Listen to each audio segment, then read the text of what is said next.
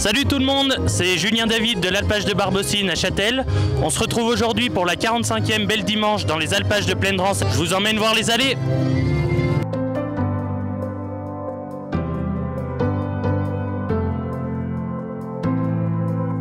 On est aujourd'hui donc dans les alpages de Pleine-Dranse. Alors alpage l'été et domaine skiable l'hiver. Comme vous pouvez le voir, les remontées mécaniques tournent quasiment toute l'année. On va aller voir les vaches maintenant.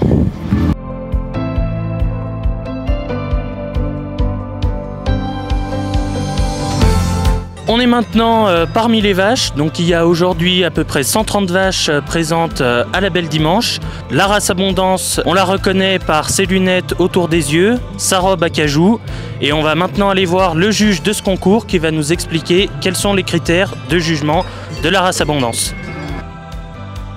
Salut Arnaud, est-ce que tu peux nous expliquer comment tu juges les critères des vaches de la race Abondance? Donc là tout d'abord on va regarder, donc le corps, ligne de dos tendue. On va regarder le bassin. Donc là le bassin il soit assez long, assez large. Ça c'est vraiment pour le vélage. Après on va regarder la profondeur. Donc là c'est vraiment une vache, on peut voir très profonde la profondeur du ventre du coup qui va chercher très bas. Après on va aussi regarder donc un critère aussi, il y a les aplombs. Là il y a des aplombs fins, des pattes fines pour la montagne c'est mieux.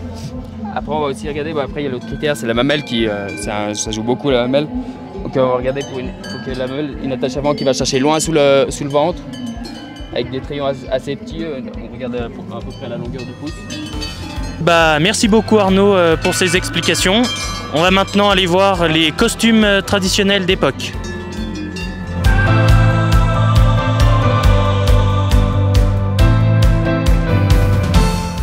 Alors on est ici sur le stand des costumes traditionnels avec Pauline et Margot.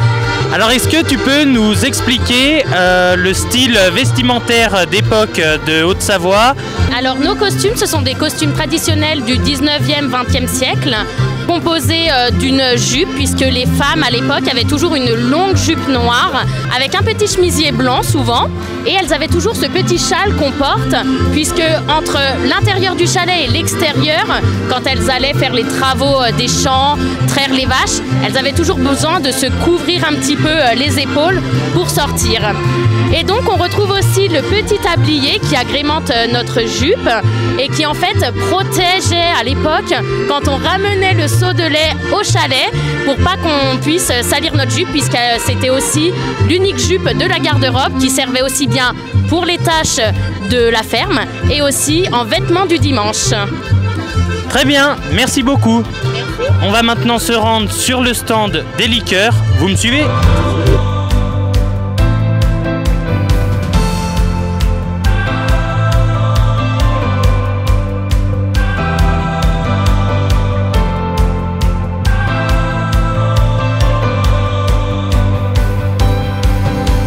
On est maintenant sur le stand de la distillerie alpine Gévreau. Alors Joël, est-ce que vous pouvez nous présenter un peu vos produits, ce que vous vendez aujourd'hui, et notamment le Génépi qui est un alcool de montagne je crois? Donc le Génépi c'est une plante qu'on cueille aux alentours de 3000 mètres d'altitude. Donc on a des liqueurs, c'est des plantes macérées avec un rajout de sirop, et des distillats comme le pastis et le gin, donc c'est des plantes distillées et recoupées à l'eau de source, quoi.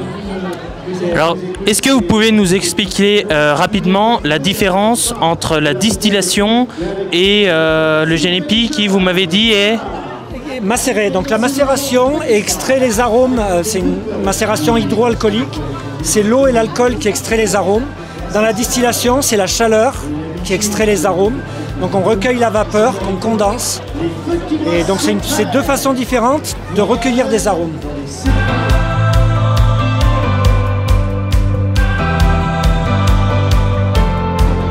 On est maintenant sur le stand de l'Amicale des chasseurs de Châtel. Nathan, est-ce que tu peux nous expliquer comment vous faites les beignets de pommes de terre? Parce qu'ils ont l'air d'avoir un franc succès. Alors les beignets de patates, déjà on commence par râper les patates. On ajoute des œufs, de la farine, du sel, du poivre. Et puis après on passe tout ça à la friteuse. On ne dévoilera pas les quantités, c'est notre petit secret. Il faut venir les goûter directement sur le stand de l'Amicale des chasseurs de Châtel.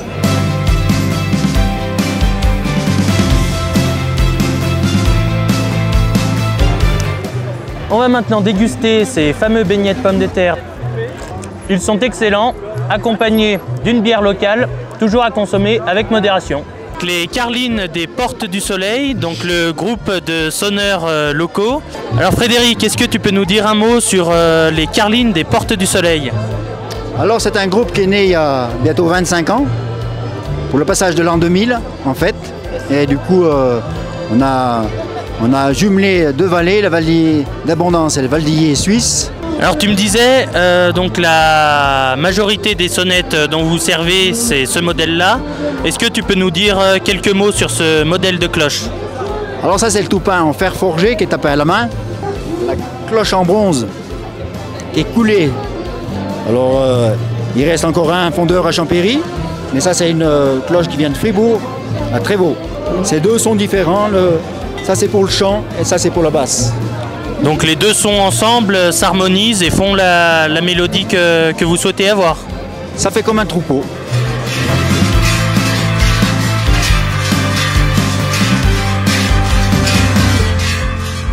Toujours à la Belle Dimanche, je suis avec Kevin. Alors vous êtes bourrelier au Grand Bornand. Est-ce que vous pouvez nous expliquer un peu ce qu'est le métier de bourrelier? À la base, en fait, la bourrellerie, c'est tout ce qui est harnachement pour les chevaux, au tout début. Et le métier a évolué, l'agriculture a évolué, de l'harnachement pour les chevaux on en fait très peu maintenant. Notre cœur de métier c'est les courroies de sonnette pour vaches, moutons et chèvres. Et après on s'est diversifié avec des ceintures, des tabliers en cuir et tout autre produit dérivé du cuir qui correspond plutôt à une clientèle de particuliers. Là on voit derrière vous, il y a une petite collection du travail que vous faites. Est-ce que vous pouvez nous présenter un peu quelques exemplaires de ce que vous avez amené aujourd'hui? Alors nous au niveau des sonnettes, parce que bien sûr on n'est pas fondeur, donc on achète nos sonnettes ou nos cloches. On va avoir Camp, qui est situé en Italie, où on a la forme Chamonix, celle-ci, la Varonne, un son un peu plus rond, Aubertino, qui est présent aussi ici à la Belle Dimanche. Donc là on a vraiment un son de cloche. Et après on travaille aussi avec Devassou à Chamonix. Pareil, on lui prend les cloches. Pas ces formes Chamonix, mais vraiment les cloches. Merci beaucoup Kevin et bonne journée. Merci à vous, bonne journée.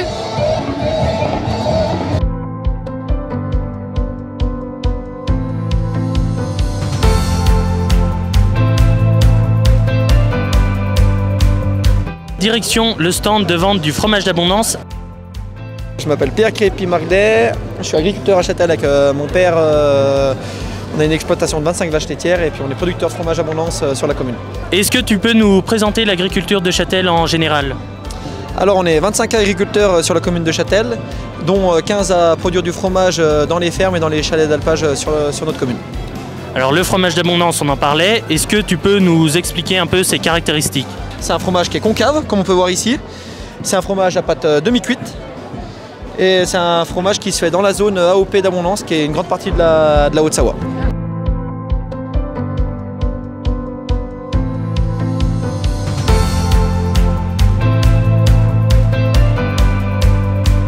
Et voilà, cette 45e édition est déjà terminée. Cette Belle Dimanche à Châtel a encore été un franc succès. On vous donne rendez-vous dès l'année prochaine, même date, même endroit.